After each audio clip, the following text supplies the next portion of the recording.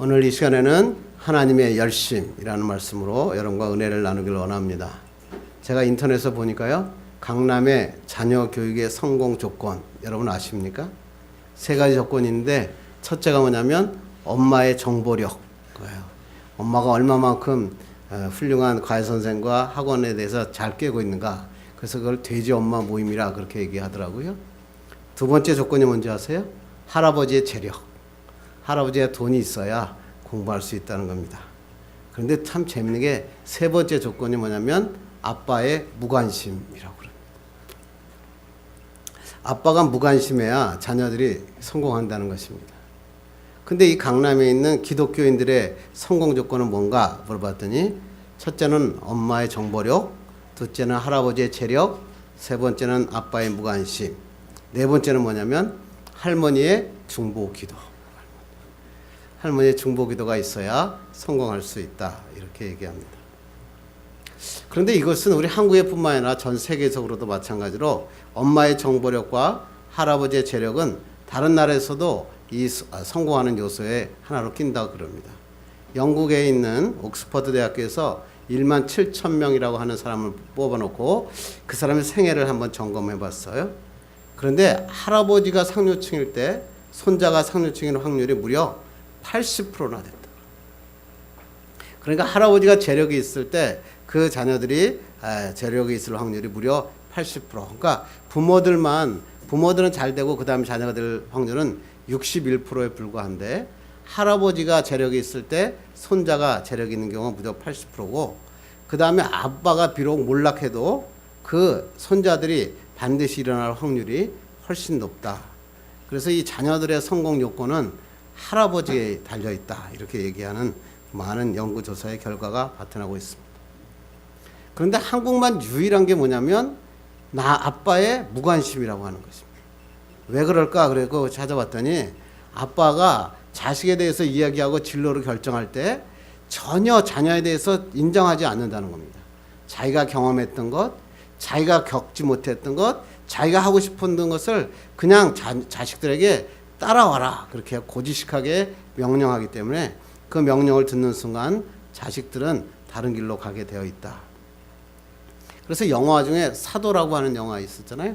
사도가 뭐야, 영조라고 하는 사람이 왕이 됐는데 이게 자기가 컴플렉스를 가지고 왕이 되잖아요. 그래가지고 사도 세자를 갖다가 자기가 원하는 아들로 만들기 위해서 엄청나게 공부를 시킵니다. 저도 그 영화 봤는데 진짜 그 영조는 너무 아들을 사랑한 거예요. 왜? 아들이 나처럼 살지 않기를 위해서, 그 컴플렉스를 없애기 위해서 막 죽어라고 공부를 시키고 애썼는데, 사도는 뭐냐면 사도세자는 그게 너무 싫었던 거예요. 그리고 결국은 어디요? 뒤주라고 하는 것에 가서 사람을 넣고 아들을 죽이잖아요. 나중에 그 뒤주에서 죽이는 그 광경을 보면서 제가 굉장히 가슴이 많이 아팠습니다. 결국 그 아버지의 사랑이라는 것이 이 뒤주에 자기 아들을 집어넣고 교육시키는 교육이 되어서 아들이 성공하지 못한다라고 하는 것이 이 사람들의 말하는 자녀 교육의 성공 요건이었다 그럽니다. 그런데 특이한 게 뭐냐면 그때 그 자녀들의 교육을 받고 태어난 그 대치동 키즈, 그 강남의 키즈 출신들이 이제 아빠가 됐습니다. 그래서 이 아빠가 되고 난 다음에 갑자기 강남이 완전히 바뀌어졌습니다. 이 아빠가 하는 말이 뭐냐면, 아빠가 무관심하면 서울대는커녕 학원 바보 된다. 그래가지고 강남의 입시 설명회, 학원 설명회 가보면 그 엄마보다 아빠가 훨씬 많다는 겁니다. 왜 그러냐면 엄마의 정보력은 한계가 있어서 자기에 있는 바운더리에서만 하지만, 이 아빠는 뭐냐면 온 인터넷을 다 뒤지면서 정보를 체계화시켜서 아들을 교육을 잘 시킨다. 그래서 이제는 아빠의 무관심이 아니라 아빠의 관심이 아들을 서울대학교 보낸다라는 이야기가 다시 태어나고 있고, 또 이제 고학력의 할아버지들이 조기 은퇴하다 보니까 할 일이 없어가지고 글쎄 자기 손자 손녀를 초등학교 유치원 때부터 영어와 수학을 가르치기 시작해서 최고의 애들이, 그래서 유치원 갈 때 되면 한글을 모르는 애들이 거의 없다 정도가 됐다 그럽니다. 하여튼간에 문제는 뭐냐면 자녀 교육을 위해서는 할아버지, 할머니, 그 다음에 아빠, 엄마, 심지어 5위가 뭐냐면 동생의 희생이라 그러거든요. 동생까지 그 아들이 공부 잘하게 하기 위해 최선을 열심을 내고 있는 것이 한국의 현실이다. 이것을 한마디로 정리하면 이런 겁니다. 세상에서 성공하기 위해서는 열심이 필요하다. 절대 긍정이라고 하는 김성환 씨 있죠? 이 사람은 많은 강연을 하는 사람인데 이 사람이 이렇게 얘기합니다. 세상에서 성공하기 위해서는 삼심이 필요하다. 삼심이 뭔지 아세요? 초심, 열심, 뒷심.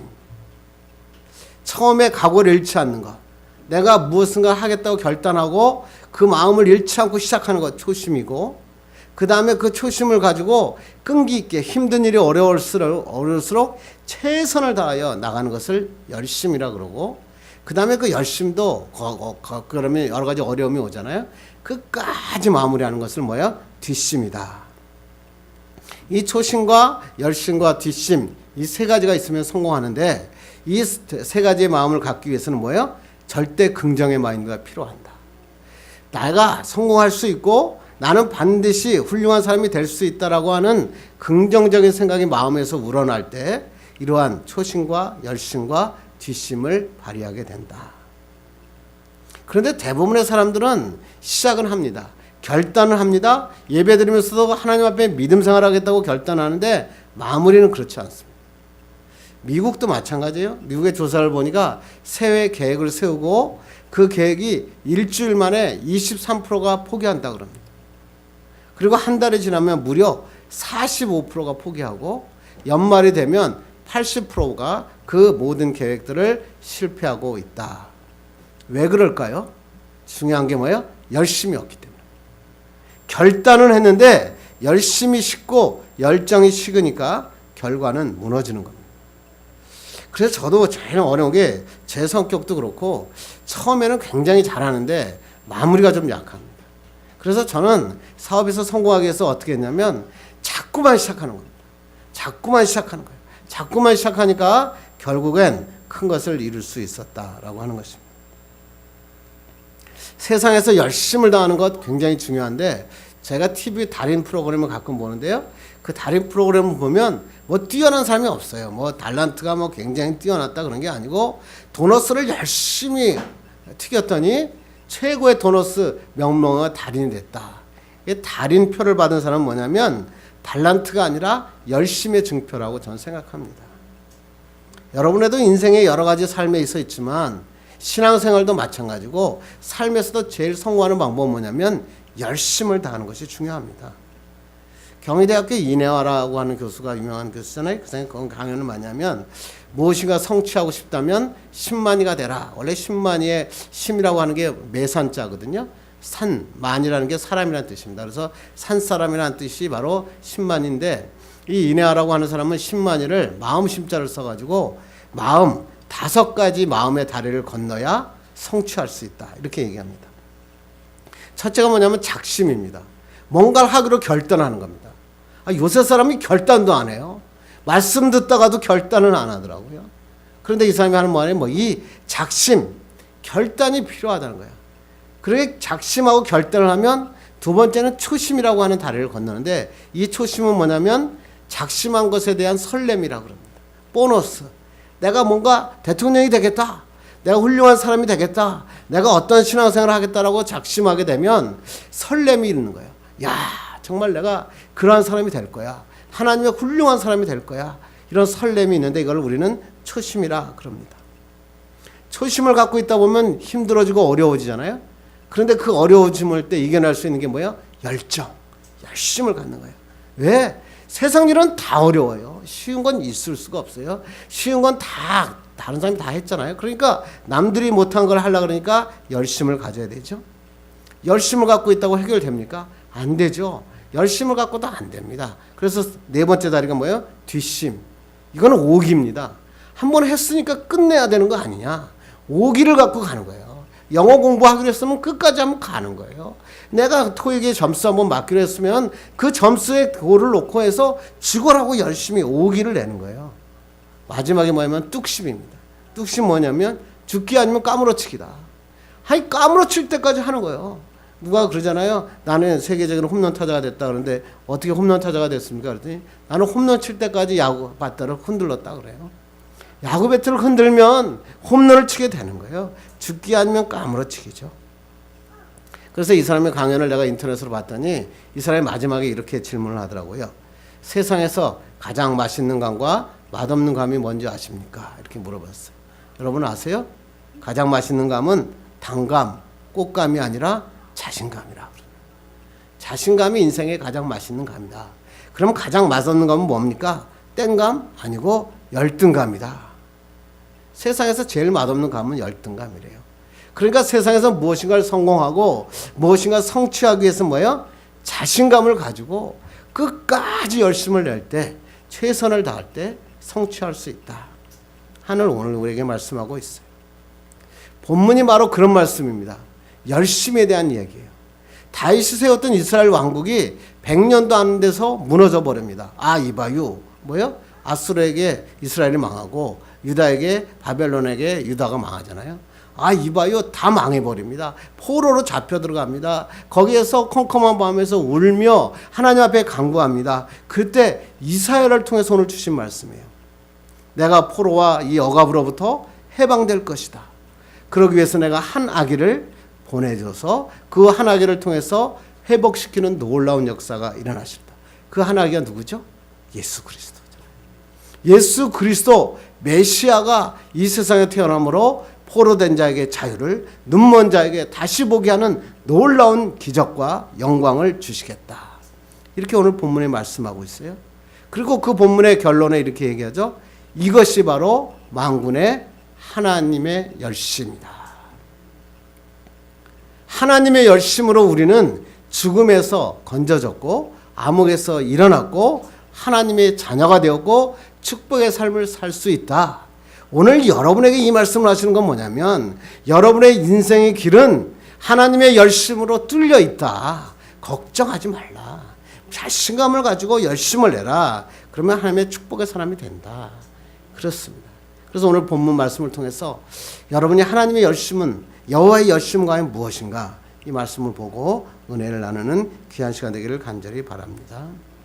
제가 열심이라고 하는 것을 국어사전에 찾아봤더니 이렇게 나오더라고요. 어떤 일에 온 정성을 다하여 골똘하게 힘씀 또는 그런 마음.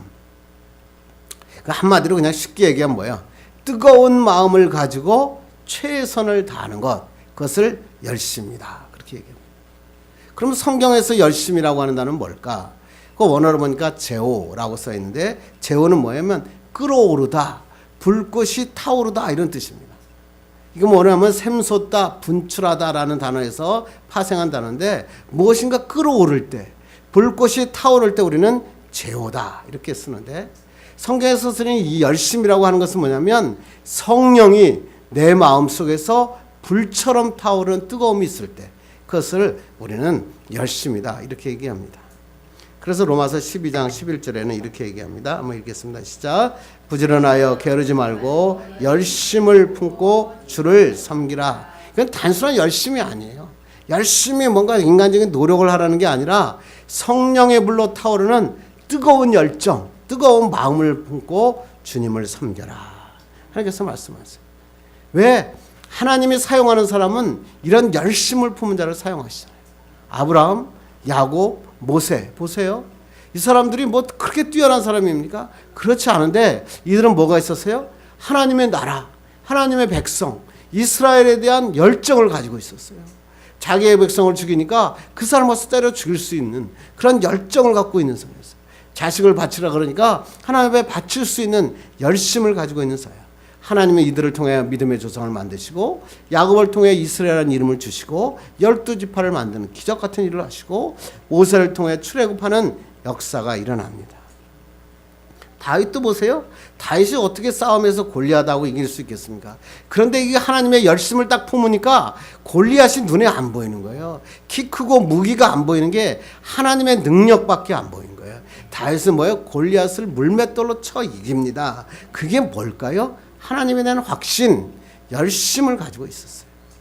엘리야 보세요. 450명의 바알 선지자와 850명의 선지자들하고 싸워서 이깁니다. 불가능하죠. 인간적으로는 안 되는데 그 850대 1에서 싸움에서 이길 수 있는 건 뭐예요? 하나님에 대한 열심을 가지고 하나님 앞에 뭐예요? 무릎을 굽혀서 머리가 완전히 그 무릎 속에 박히도록 기도한 거예요. 열심을 가진 거예요. 열심히 가질 때 축복이 일어납니다. 신약에 와서도 112명의 제자들을 하나님 부르시잖아요. 이 사람들이 뭐 아무것도 못하잖아요. 어부이고 아무것도 능력이 없는데 왜 이 사람이 세계를 정복하는 하나님의 제자가 되었을까요? 하나님을 따르는 열정. 하나님께서 마가의 다락방에 내렸던 성령의 불, 그 불을 가지고 세계로 나가니까 세상이 변화된 거예요. 하나님이 쓰시는 사람은 어떤 사람을 쓴다고요? 열심히 있는 사람. 여러분의 삶에도 인생에 하나님이 쓰시는 사람이 되고 싶다면 열심을 품는 여러분 되기를 주님의 이름으로 축원합니다. 세상 일만 열심히 필요한 게 아니라 하나님의 일에도 열심히 필요하다라고 하는 것입니다. 그런데 열심만 있다고 되느냐? 그렇지 않습니다. 제가 옛날에도 한번 설교할 때 그렇게 얘기했잖아요. 지도자에는 4가지 유형이 있는데 4가지 유형이 뭐냐면 똑똑하고 부지런한 사람, 똑똑하고 게으른 사람, 하는 사람은 또 하는 사람 뭐예요? 멍청한데 부지런한 사람, 멍청한데 게으른 사람. 4가지 유형이 있는데 이 중에서 가장 바람직한 지도자가 누구일까? 사람들이 생각할 때 가장 바람직한 지도자는 똑똑하고 부지런한 사람이다 이렇게 생각합니다. 그런데 여러분 똑똑하고 부지런한 사람 지도자로 섬겨 보셨습니까? 못 섬깁니다. 왜요? 지가 다 합니다. 북치고 장구치고 자기가 해서 밑에 있는 사람들이 일해서 성과를 올리면 마음에 안 드니까 자꾸만 리젝트합니다. 그러니까 일하는 사람들이 뭐라 그래요? 알아서 해라. 당신은 똑똑하니까 당신이 알아서 하세요. 그 밑에 조직은 와야 되더라고요. 똑똑하고 부지런한 사람이 좋은 지도자가 아니구나. 그럼 최고의 지도자는 어떤 사람이지 않습니까? 똑똑하고 게으른 사람입니다. 이 사람은 똑똑한데 일할 수 있는 일하기가 싫어합니다. 그러니까 뭐요? 남한테 자꾸만 맡깁니다. 야, 방향은 내가 정했으니까 너희들이 해봐. 그러니까 자기가 게으르기 때문에 남들이 열심히 해갖고 오면 야, 잘했어. 그리고 방향만 제시합니다. 그런데 보니까 그 조직이 살아나더라는 거예요. 방향을 조직을 가지고 나가는 자, 야, 이 사람이 성공하는구나. 그러면 가장 최악의 지도자는 어떤 사람일까요? 멍청하고 게으른 사람? 아니라는 거예요. 멍청하고 게으른 사람은 멍청하고 결정을 내려도 일을 안 하기 때문에 피해가 별로 없습니다. 근데 제일 문제인 사람은 뭐예요? 멍청한데 부지런한 사람이에요. 멍청해서 일을 결정해 놓고는 빨리 일을 시작합니다. 그랬더니 뭐예요? 피해가 엄청나게 큰 거예요. 자기 피해만 있으면 좋은데 회사, 일하는 사람들의 모든 피해가 달라온다는 것입니다. 무슨 얘기를 하고 싶은가요? 잘못된 열심은 오히려 어려움을 가져오게 되고 가치 있는 자마다 힘들게 하는 일을 가져온다고 하는 것입니다. 그래서 이 열심이라는 것은 굉장히 중요한데 열심에는 2가지를 항상 생각해야 되는 거예요. 하나는 뭐예요? 속도예요. 열심을 가진 사람은 속도가 있습니다. 요새 송길수 회장이 무슨 문제가 좀 돼가지고 신문에 언론에 나오지만 제가 그분을 굉장히 좋아합니다. 근데 그 사람하고 제가 걸어보면요, 송길수 회장이 저보다 훨씬 나이가 많은데요, 그 사람의 발걸음을 쫓아갈 수가 없어요. 그 사람이 가지고 있는데 그 사람의 운전수가요 6개월을 못 버팁니다. 그만큼 열심히 해요. 얼마나 빠른지 봅니다. 뭐든지 최선을 다하고 앞서 나갑니다. 그런데 이 열심보다 더 중요한 게, 속도보다 중요한 게 열심이 있더라고요. 뭐죠? 방향입니다. 방향. 속도가 나는 차일수록 방향이 중요하다. 30km 정도로 달리고 있대 앞에 장애물이 탁 내놓으면 브레이크를 밟고 방향으로 선회하면 아무 문제 없습니다. 그런데 제가 120km로 막 그냥 달리고 있는데 그때 앞에 갑자기 장애물이 툭 튀어나오면요 피할 수가 없어요. 박을 수밖에 없어요. 왜? 피하면 뭐예요? 중앙선을 넘어가고 큰 사고가 납니다. 인생에 큰 사고가 날 때는 언제냐면 속도가 낮을 때가 아니고 속도를 낼 때 문제가 생깁니다. 속도를 내면 그 방향이 틀리면 장애물이 나올 때 해결할 수 없다고 하는 것입니다. 인생을 살 때 제일 중요한 게 뭐냐면 나는 죽도록 일했는데 세상이 나를 알아주지 못해. 그게 아니고요. 방향이 내가 정말 올바른 방향으로 달려가고 있는지 한번 체크해 보는 거예요. 그래서 인생은 속도가 아니라 방향입니다 라고 하는 책에 국민 MC 유재석 씨 얘기가 나오더라고요. 그 국민 유재석 씨가 1991년도에 KBS 대학가요제에서 장려상을 받거든요. 근데 그 장려상을 받는데 그 사람의 그 사진이 그 유재석 씨가 나오면 항상 나오는 사진이 있어요. 1991년도에 대학 가기 때 장려상을 받았다고 시상을 하고 있는데 손을 바지 춤에다 넣고 기분 나쁘다 이거죠. 자기가 대상을 받아야 되는데 자기가 장려상을 줬다 그래가지고 시상을 받던 그 사진이 그 유재석이라고 하는 사람의 인물을 이야기할 때 항상 나오는 사진입니다. 유재석이는 자기가 세계에서 제일 훌륭한 개그맨이라고 생각했고 그리고 얘 데뷔한 다음에 상을 받자마자부터 내가 엄청난 성공할 것이라고 생각합니다. 그런데 1991년도부터 2001년 그러니까 무려 10년 동안 20살부터 30살까지 완전 무명으로 삽니다. 그 사람 별명이 뭐냐 했어요? 거지였습니다. 모든 게 돈이 없으니까 항상 와서 먹으니까 사람들이 보고 너는 삼류야. 너는 거지야. 이야기를 들을 때마다 자기는 너무너무나 눈물을 흘렸다고 그럽니다. 그리고 어쩌다가 텔레비에 딱 나가게 되면 자기가 카메라 울렁증을 갖고 있었다 그럽니다. 그리고 무대 공포증이 있어서 올라갈 때 준비한 게 무대에 올라가면 아무것도 할 수 없었다고 그럽니다. 그렇지만 이제 유재석이가 포기하지 않고 시골 장터든 뭐 밤무대든 자기만 세워주는 것이라면 어디든지 달려가기 시작했다 그럽니다. 그러다가 결국 10년 후에 30사가 됐을 때 동고동락이라고 하는 프로그램이 있는데 그 동고동락이라는 프로그램에 이 유재석이가 캐스팅됩니다. 그리고 이 사람이 갑자기 그 스타의 길을 걷습니다. 그때 유재석이가 한 말이 이렇게 했대요. 저에게 한 번만 기회를 주십시오. 겸손하고 노력하는 개그맨이 되겠습니다. 조금 덜 웃기더라도 솔직하고 열심히 살겠습니다. 한 번만 기회를 주십시오. 그리고 열심히 기도했다 그럽니다. 그리고 그 부인이 정말 아주 믿음이 좋은 부인이었거든요. 그 부인이 매일매일 하나님 앞에 새벽마다 기도했다 그럽니다. 이재석이 이 한 방향을 위해서 열심히 달려봐다 보니까 마침내 대한민국의 국민 MC로 자리매김이 되었다. 초심을 잃지 않았고 항상 남을 배려하고 겸손한 사람이 되는 것이 이 사람의 목표였고 이 사람은 항상 나보다 남을 더 낮게 여기려고 노력하는 사람이 되었다. 그래서 이 국민 MC 유재석이와 같이 일을 한 사람들은 유재석 완전히 팬이 되고 그 사람과 일하는 것을 즐긴다고 그럽니다. 무엇이 중요합니까? 열심도 뭐가 중요하다고요? 방향. 내가 정말 어떤 방향으로 내가 열심을 할 것이냐에 따라서 인생의 성공자가 되느냐 실패자가 되느냐 결정하는 것입니다. 그렇다면 우리는 먼저 하나님의 열심은 뭘까? 한번 찾아보는 거 굉장히 중요할 것 같습니다.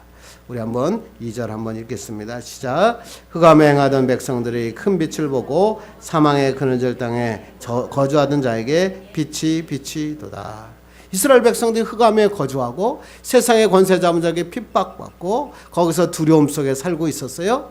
세상의 풍조 때문에 본질상 진노의 자녀던 그 사람들인데 하나님께서 어떻게 하라고요? 그 백성들을 어떻게 해요? 큰 빛을 보고 놀라운 하나님의 역사하심으로 빛의 자녀로 이끌어내셨다. 하나님의 열심은 어떤 열심이라고요? 흑암 속에 두려움 속에 하나님께서 떨고 있는 하나님의 백성을 빛으로 인도하시는 열심이다. 하나님께서 말씀하는 것을. 예수 믿고 주님 앞에 나와서 예배드리는 자들 중에 이 하나님의 열심을 잃어버리는 자가 있더라고요. 두려워하는 자가 있더라고요. 걱정하는 자가 있더라고요. 내가 지금 가진 것 때문에 지금 흑암 속에 살고 있는 자가 있더라고요. 하나님 말씀하세요. 세상의 걱정 근심으로부터 흑암으로부터 세상의 권세로부터 내가 너를 자유케 하리라. 하나님의 열심이 여러분을 끌어내셨어요. 이제는 하나님의 열심으로 살면 되는 거예요.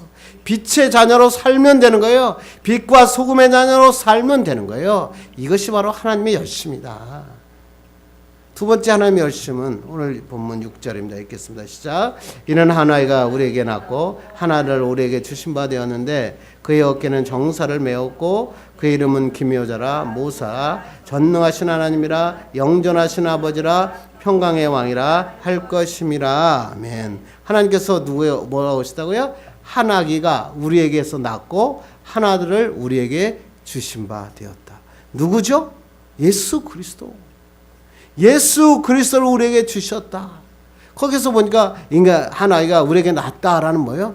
하나님이신 예수 그리스도가 인간의 비천한 몸을 입고 이 땅에 태어나셨다는 것이에요. 이게 말이 됩니까? 여러분 예수 믿으니까 이게 말이라고 하죠. 어떻게 하나님이 인간의 옷을 입고 오셔가지고 배고픔을 견뎌내시고 그 창피와 그 멸시를 참고 이겨낼 수 있었습니까? 불가능하죠. 그런데 하나님께서 그렇게 하신 이유가 뭐라고요? 하나님의 열심이다.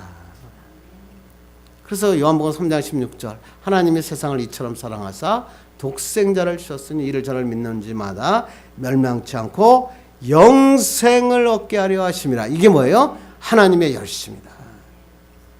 사람들은 영생 그러니까 뭐예요? 영원히 뭐 진시황처럼 영원히 죽지 않는 것을 영생이라고 성경에 이야기한다고 그러지 않았잖아요. 영생은 뭐라고 했어요? 영원히 하나님과 동행하는 거. 그게 바로 영생이에요. 하나님의 열심은 예수 그리스도를 우리를 통해서 이 땅에 보내시고 그 예수 그리스도를 믿는 자에게 구원을 주시고 영생을 주셨다. 뭐예요? 하나님의 자녀가 되게 하셨고 하나님과 영원히 동행하는 축복을 주셨다는 거예요. 여러분 정말 하나님이 동행하시는 걸 믿습니까? 그런데도 여러분에게 어려움 온다고 찔찔 짜고 아이고 그러고 사시지 않습니까? 돈이 없다고 하나님 돈이 없어요. 그런 분이 아니에요. 하나님은 여러분의 동행하시고 인도하시는 하나님이시라고 하는 것입니다. 여러분은 우리가 세상을 살아갈 때나 하나님 나라에 설 때까지 끝까지 주님은 여러분과 동행하심을 믿는 여러분 되기를 간절히 바랍니다. 근데 오늘 하나님께서는 이 놀라운 말씀뿐 아니라 이 말씀을 다시 한번 7절에 얘기합니다. 읽겠습니다. 시작. 그 정사와 평강의 더함이 무궁하며 또 다윗의 왕자와 그의 나라에 군림하여 그 나라를 굳게 세우고 지금 이후로 영원히 정의와 공의로 그것을 보존하실 것이라. 만군의 여호와의 열심히 이를 이루리라. 아멘. 하나님의 열심 뭐예요? 은혜로 부르신 다음에 나 몰라라 그러신 분이 아니라 어떻게 한다고요? 지금 이후로 영원까지 어떻게 하신다고요? 보존하시겠다. 뭐야? 너 우리를 끝까지 책임지시겠다.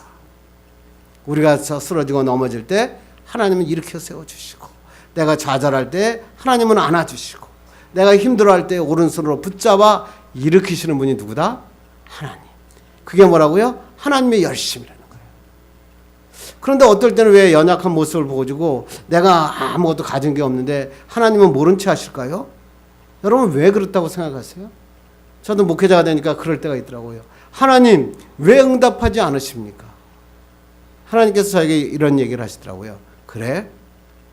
내가 이 일로 너를 축복의 인생으로 바꿔놓겠다는 거예요. 우리에게 연약함이 주고 어려운 일을 오게 하시는 뭐냐면 내 인생에 놀라운 축복을 하나님이 예비하고 있다는 거예요. 하나님의 사랑, 그 사랑을 진짜로 깨닫게 하기 위해서 우리에게 연약함을 주신다는 겁니다. 그래서 성경에 요셉이라는 사람이 나오는 거예요. 요셉이 누구죠? 억울한 세상 아닙니까? 억울하게 누명을 썼습니다. 애굽의 총리 되달라고 뭐 요셉이 기도한 적 있나요? 한 번도 없어요. 근데 요셉은 어디에? 감옥에 들어갔어요. 감옥의 그 어두운 골목에서 거기서 있었어요. 옥사를 통해서 뭘 깨달은 거예요? 하나님의 꿈을 해몽하게 하고 그 다음에 그 요셉을 끌어서 뭘 하게 하신 거예요? 애굽의 총리가 되게 하신 거예요.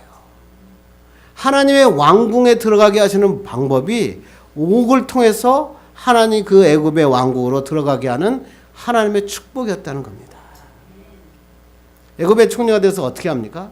아버지, 가족, 이스라엘 전 사람들이 모여서 풍부하게 맺고 400만이라고 되는 엄청난 인구가 될 때까지 뭐요? 애굽에서 행복하게 살게 하는 축복의 도화선이 누굴 통해서 이루어진 거예요? 요셉.